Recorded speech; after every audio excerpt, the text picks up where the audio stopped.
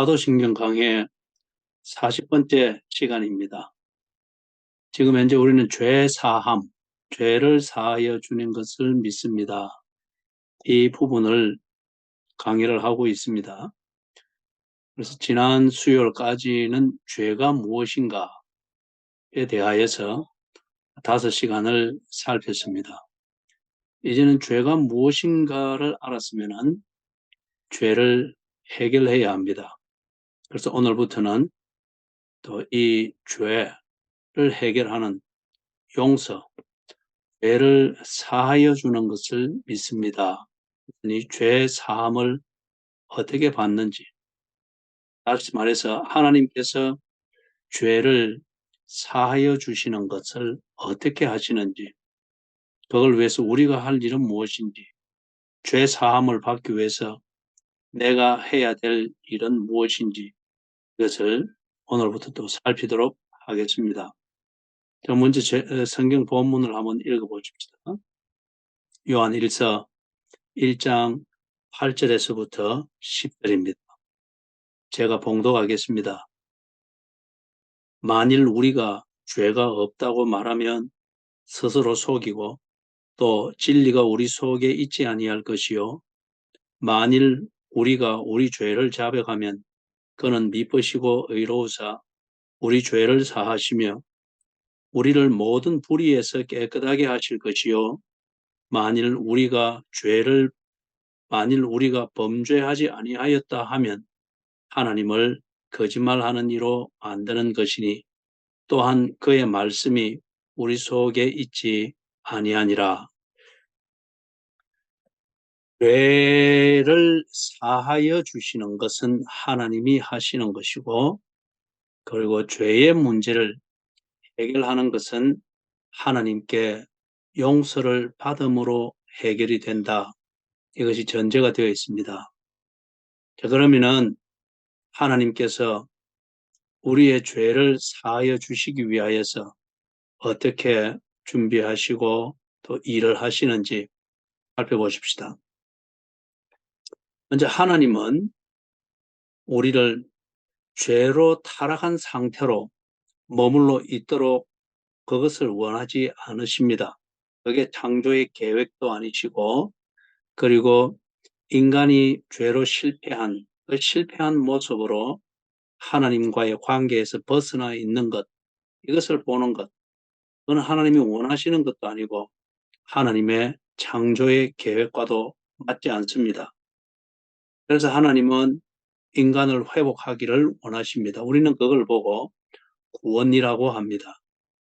하나님께서 죄를 용서하심으로 죄로 타락한 인간을 하나님과의 관계, 그 원래의 상태로 회복시키는 것, 이걸 구원이라 그렇게 하고, 이 구원을 위해서 하나님이 하시는 첫 번째 일이 우리의 죄를 용서하시는 것입니다. 그렇기 때문에 죄의 용서는 삼위일체 하나님의 하시는 일입니다. 성부 하나님만의 일도 아니며 예수님 그분의 노력으로만 되는 것도 아니고 성령님께서 주시는 감동 이것만으로 되는 게 아닙니다. 성부 하나님께서 인간을 구원하고자 하는 그 사랑으로 계획을 하십니다. 그리고 이 계획대로 성자 예수님께서 실행을 하십니다. 계획을 완성시키는 것이죠. 그런 다음 성령 하나님께서 완성되어진 하나님의 이 용서, 구원의 일을 사람들이 알게 하십니다. 그리고 그것을 믿도록 인도하십니다. 이리 해서 인간이 죄 사함을 받는 용서가 온전하게 이루어지는 것입니다. 삼위일체 하나님께서 하시는 일입니다. 자, 그러면은 각 위, 성부, 성자, 성령께서 우리의 죄 사함을 위하여 하시는 역할을 살펴보도록 하십시다. 먼저 성부 하나님. 성부 하나님께서는 당신의 아들 예수를 보내셨습니다. 이 구원의 일을 위하여서 보내신 것이죠. 그리고 보내시되 구세주로 지명하여 보내셨습니다. 다시 말해서 죄로 타락한 인간을 구원하여서 하나님과의 관계를 회복시키는 이 일을 위하여서 이 일을 하도록 독생자 예수를 보내셨습니다. 그래서 예수를 구세주라고 합니다. 그 다음에 예수님에게 권능을 주셨습니다. 자기 백성, 다시 말해서 예수께서 구원해야 될 하나님의 백성, 이 백성의 구세주 되심에 있어서 합당한 권능을 주신 것입니다. 먼저 우리 성경을 한번 보십시다. 요한복음 3장 16절에서부터 18절입니다. 요한복음 3장 16절에서부터 18절. 하나님이 세상을 이처럼 사랑하사 독생자를 주셨으니 이는 그를 믿는 자마다 멸망하지 않고 영생을 얻게 하려 하심이라. 하나님이 그 아들을 세상에 보내신 것은 세상을 심판하려 하심이 아니요 그로 말미암아 세상이 구원을 받게 하려 하심이라. 그를 믿는 자는 심판을 받지 아니하는 것이요 믿지 아니하는 자는 하나님의 독생자의 이름을 믿지 아니하므로 벌써 심판을 받은 것이니라. 아멘. 하나님이 독생자 예수를 보내시되 죄로 타락한 자기 백성을 구원하는 구세주로 지명하여 보내셨습니다.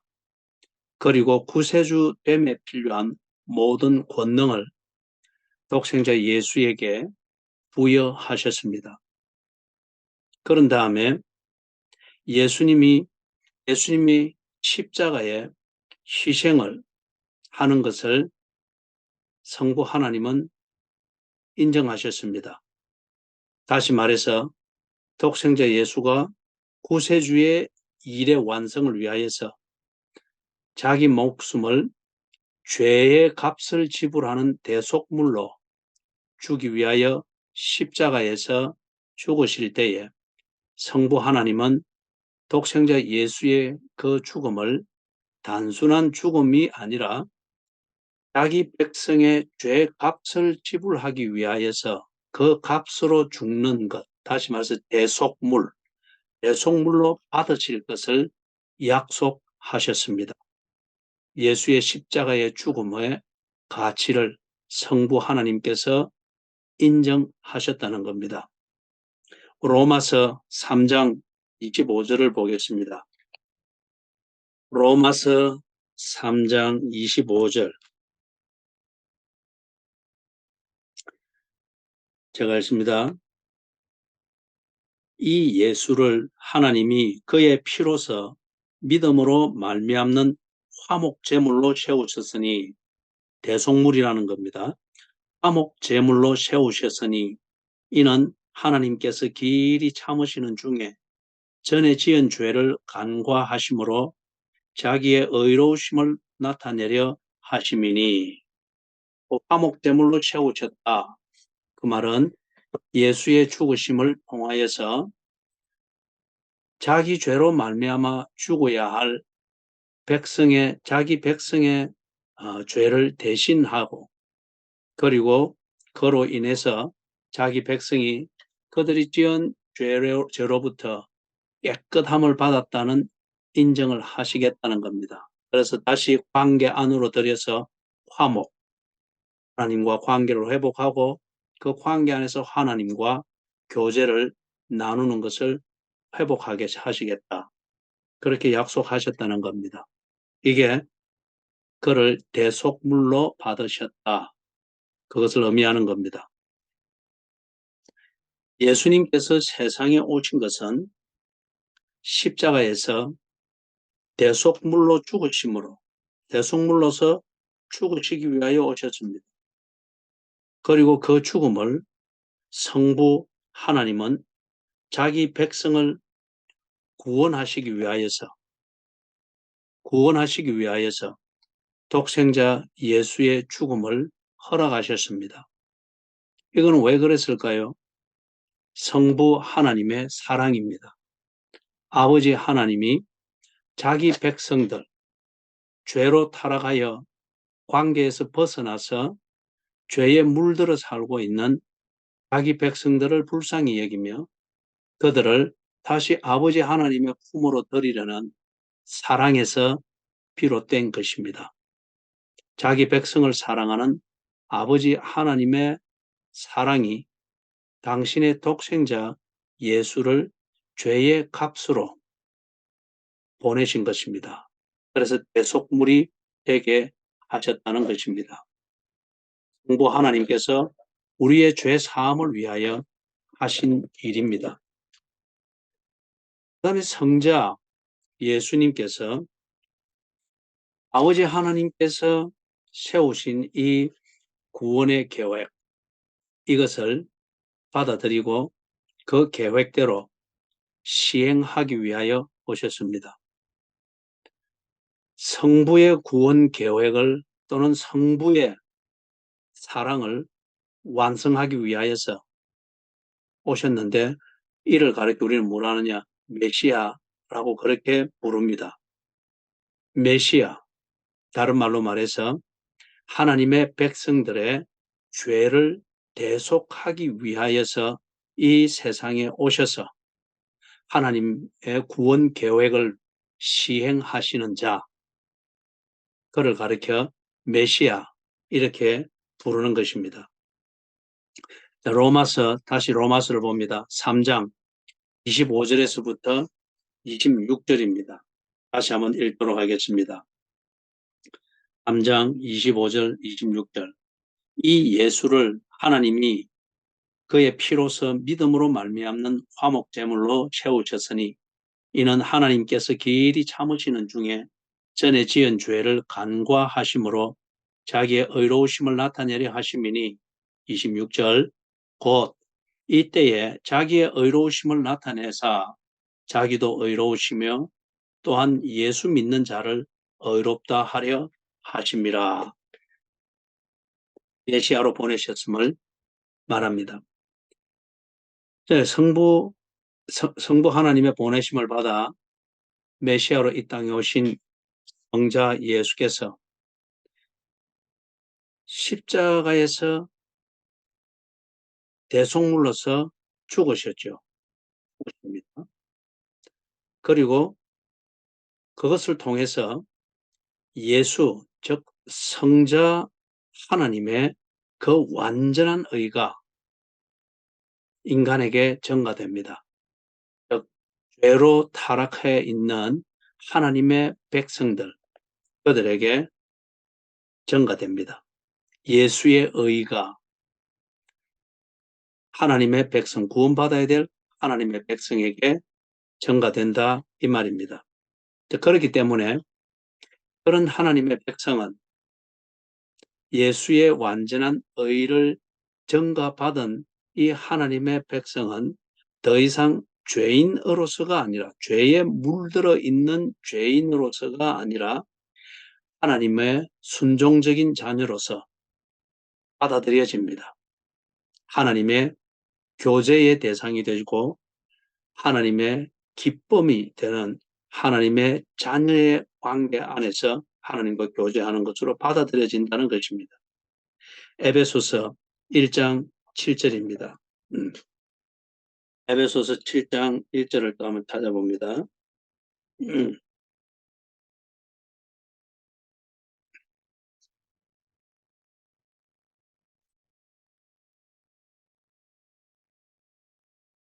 같이 읽습니다.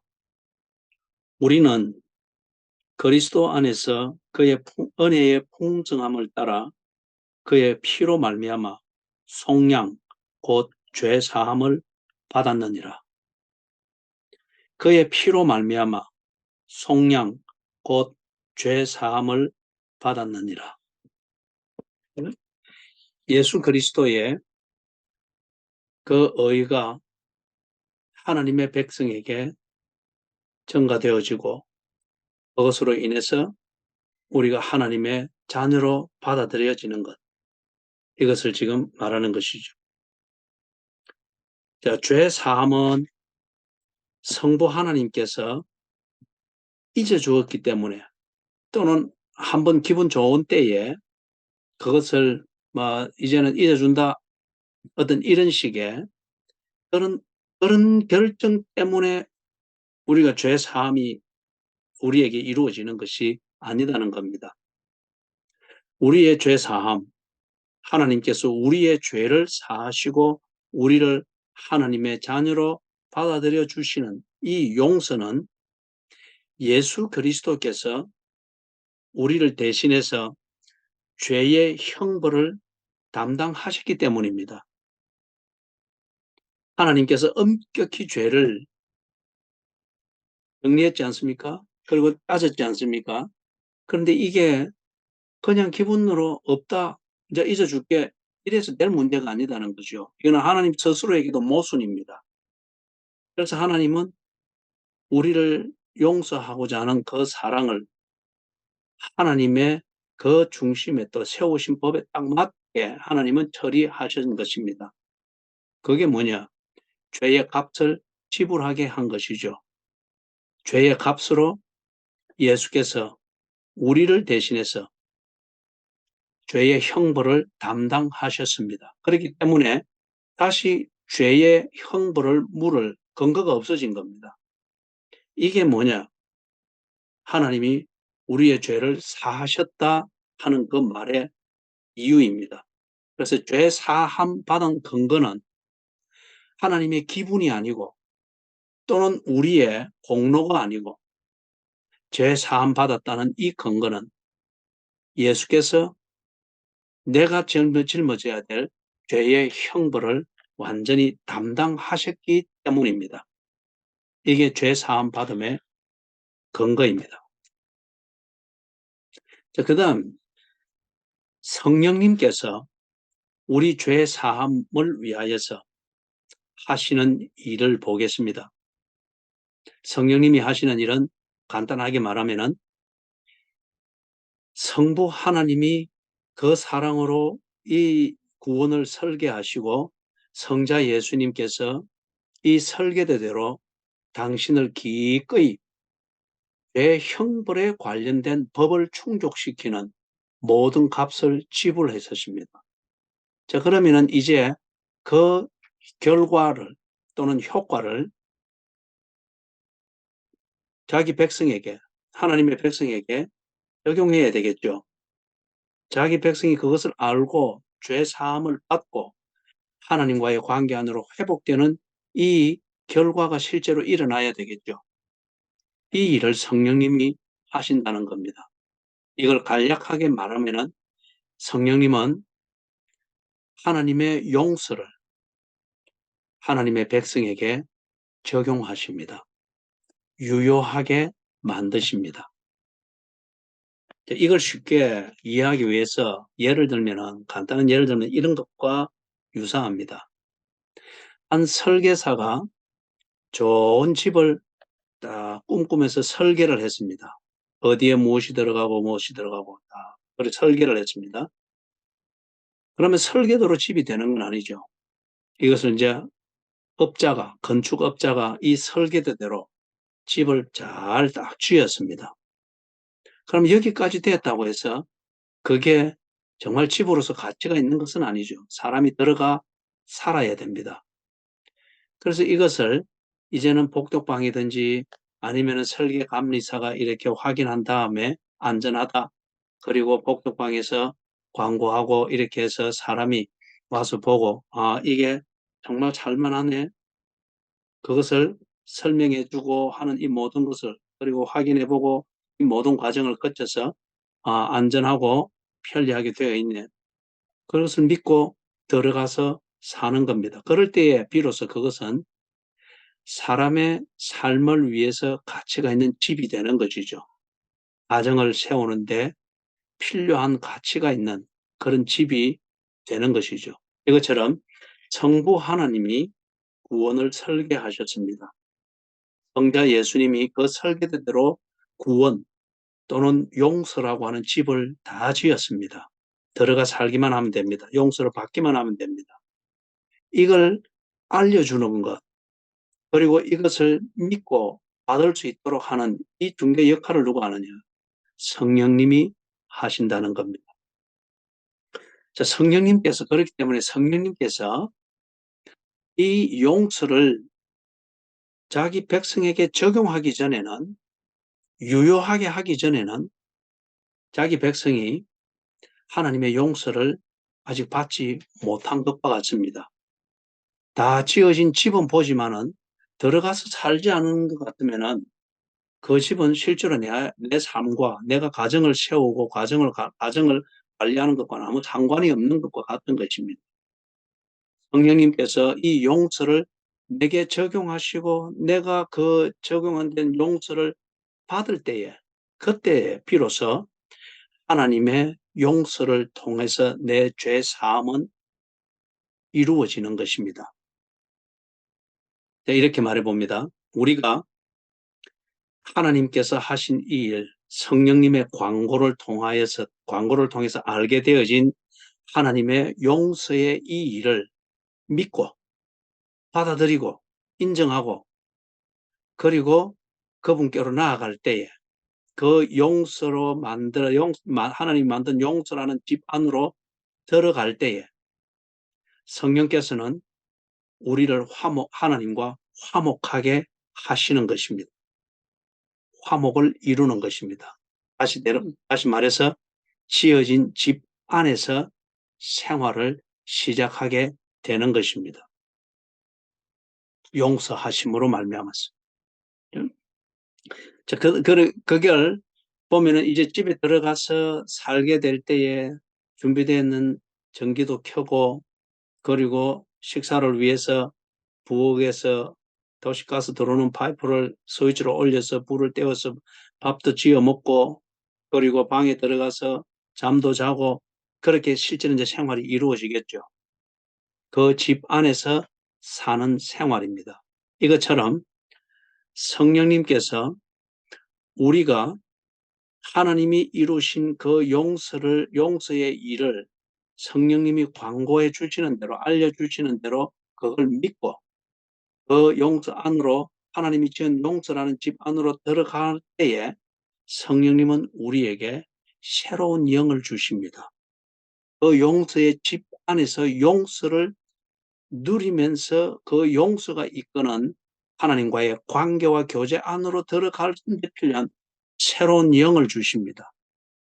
새로운 영적 생명을 주십니다. 집 밖에서 살던 그런 모든 생활에 하는 정신과 영이 아니고 집 안에서 이제는 작업복도 벗고 집 안에서 사는 그것을 새로운 갖추듯 성령님께서 우리에게 용서받은 자의 삶을 사는 새로운 영을 주시고 새로운 생명을 살도록 우리를 새롭게 하시는 것입니다. 이게 하나님과 화목을 이루게 하신다 하는 것에 성령님의 구체적인 사역입니다. 그래서 사도행전 11장 18절을 보면은 이런 대목이 있습니다.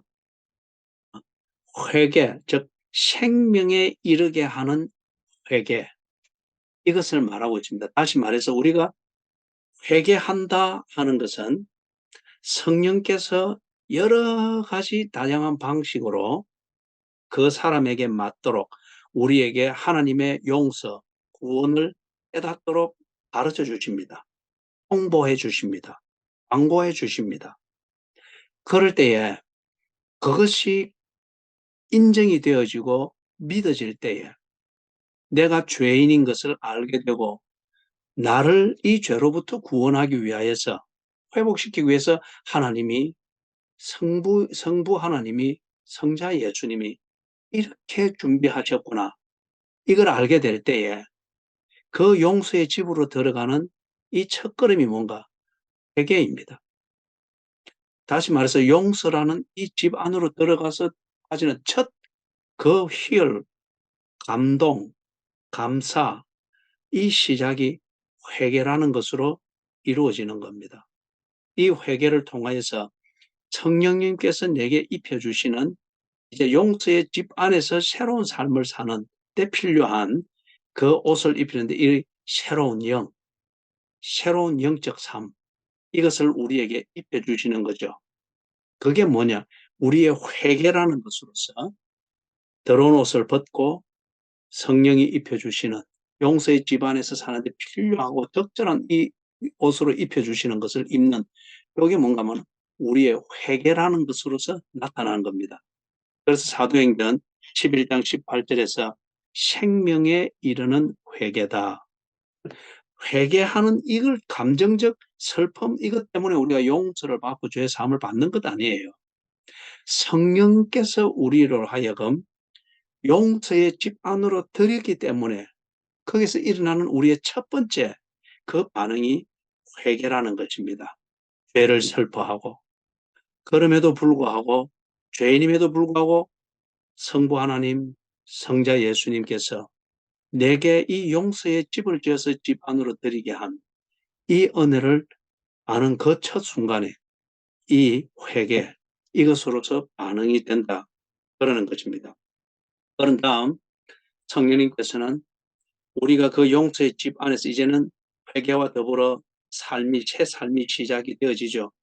그래 그 안에서 살면서도 우리가 때로 일상적인 그런 죄, 이것을 많이 지으면서 삽니다. 그럴 때에 우리가 용서의 집 안에서 이제 삶을 시작한 이걸 보고 우리는 거듭났다, 그렇게 말을 하죠. 그래서 이 거듭난 생명을 가지고 새로운 삶을 시작하면서도 살아가면서도 일상적인 죄를 많이 짓습니다. 이럴 때에 성령님께서 우리에게 여전히 예수 그리스도의 대속물이 되는 이 죽음을 통하여서 죄의 형벌을 깨끗이 없애신 이 용서를 우리에게 여전히 적용해 주십니다. 그렇기 때문에 우리가 거듭날 때에 근본적인 회개가 있듯, 다음 일상적인 삶을 살면서 이런 일상적인 죄를 지을 때마다 우리가 성령이 적용해 주시는 이 죄 사함의 은혜를 입으면서 늘 주 앞에 회개하는 겁니다. 잘못된 것을 알고 시인하고 인정하면서 하나님과의 교제에 있어서 벗어나지 않도록 우리를 돌보시는 겁니다. 데살로니가 후서 2장 13절을 보면은 이렇게 되어 있습니다. 하나님께서 성령의 거룩하게 하시는 일과 진리를 믿는 것을 통하여서 구원을 얻도록 너희를 선택했다. 이런 골자로 데살로니가 후서 2장 13절에 되어 있습니다. 다시 한번 강조하면 하나님께서 우리의 구원을 온전하게 하시는데 이걸 위해서 삼위이신 성령께서 하시는 역할이 있습니다. 뭘 하는가? 두 가지를 말합니다. 우리를 거룩하게 하시는 일이라고 합니다. 이것은 죄로부터 우리를 구별하여 하나님과의 관계 안에 머물 수 있도록 우리를 구별해 주시고 성별해 주시고 보호해 주시는 것, 이걸 거룩하게 하시는 일이라 그렇게 말하는 겁니다. 그 다음에 진리를 믿도록 해 주십니다. 진리, 지금 우리가 하는 이 사도신경 강의 40번째 이 맥락에서는 진리가 뭡니까? 삼위일체 하나님께서 우리의 죄를 사하시기 위하여서 이런 일을 하시고 이런 일을 하시고 이런 일을 하신다. 삼위일체 하나님의 이런 일을 통하여서 우리가 온전하게 죄 사함을 받고 하나님과의 관계 안으로 회복되어진다. 이게 지금 진리지 않습니까? 사도신경 강의 40번째 시간에 우리가 배우고 있는 진리입니다. 이걸 성령님이 우리로 하여금 이 진리를 알게 하신다는 겁니다. 그리고 이 진리를 알 때 우리가 그것을 합니다. 다른 데 가서 죄 문제를 해결하려고 헤매지 않도록 우리에게 이 진리를, 죄 사함의 진리를 알게 하시는 겁니다. 이 두 가지 일을 통해서 우리를 거룩하게 하시고 또 한편 우리를 진리를 알게 하셔서 우리가 하나님이 만드신 이 구원의 집 안에 늘 머물러서 그 구원의 삶을 누리도록 하신다는 겁니다. 이걸 누가 하시는가? 성부 하나님이 설계하신 구원 안에 있다는 겁니다. 그리고 이 구원을 누리도록 우리를 선택하셨다. 이리 말하는 거죠. 그러면 간략하게 말해서 성령 하나님께서 우리에게 용서, 죄 사함이라고 하는 이 진리를 우리에게 적용해서 우리가 용서받고 용서받은 자로서 하나님과의 교제의 삶을 누리도록 우리를 인도하시는데 어떻게 하시는가? 데살로니가후서 2장 13절에 근거해서 볼 때 성령님은 그 용서를 우리에게 적용하실 때에 첫 번째, 우리를 거룩하게 구별하십니다. 그리고 두 번째, 용서를 위하여서 하나님이 하신 이 일, 즉 진리를 알게 하십니다. 우리가 이것을 통하여서 하나님의 용서하시는 이 일을 믿습니다. 그리고 하나님의 만드신 용서의 집 안으로 들어갑니다. 들어가는 그 첫 단계에 우리는 그 감동과 회복, 이 은혜를 감사하는데 그게 뭐로 나타나는가? 참 눈물겨운 회개함으로 나타난다는 겁니다. 자, 우리는 오늘 죄 사함을 위하여서 하나님이 하시는 일, 다시 말해서 하나님의 용서를 받지 않고는 하나님이 규명한 이 죄로부터 벗어날 사람이 없습니다. 죄 문제는 용서받음으로 해결이 됩니다. 그런데 하나님께서 이 용서를 주시고자 하셨습니다. 이게 하나님의 사랑이죠. 이 용서를 위해서 성부 하나님은 이 구원을 계획하시고 설계하셨습니다. 성자 예수님은 이 계획대로 또 빠짐없이 이 계획대로 시행하셨습니다. 그리고 성령 하나님께서 하나님이 준비하신 이 용서라는 구원을 받도록 끊임없이 우리를 죄로부터 구별하여 하나님이 지으신 용서의 집을 보게 하시고, 그리고 이 하나님이 하신 용서를 깨달을 수 있도록, 이 진리를 깨달을 수 있도록 가지 면으로, 다시 말해서 나에게 꼭 맞는 그 방식으로 이 진리를 소개해주고 보게 해주고 알려주고 생각하게 해주고 이렇게 도와줍니다. 성령께서 적용하시는 것이죠. 그렇다면 우리의 용서는, 죄 사함은 삼위일체 하나님의 이 일을 통하여서 완벽하게 이루어진 것입니다. 참 위대한 사실이죠. 여러분, 일상적인 실수나 또는 고의적으로 죄를 짓는 것 있을 수 있습니다. 참 없으면 좋을 것인데 우리가 어찌할 수 없는 인간이지 않습니까? 그럴 때에라도 자기 스스로를 정죄하는 교만에 빠지지 마시고 삼위일체 하나님께서 당신의 사랑으로 당신의 사람을 회복시키기 위하여 그렇게 분주하고 세밀하고 완벽하게 이루신 이 구원, 용서의 진리를 믿고 또다시 하나님께 용서를 구하는 겁니다. 이게 자식의 태도고 이게 하나님의 백성의 겸손한 태도일 것입니다.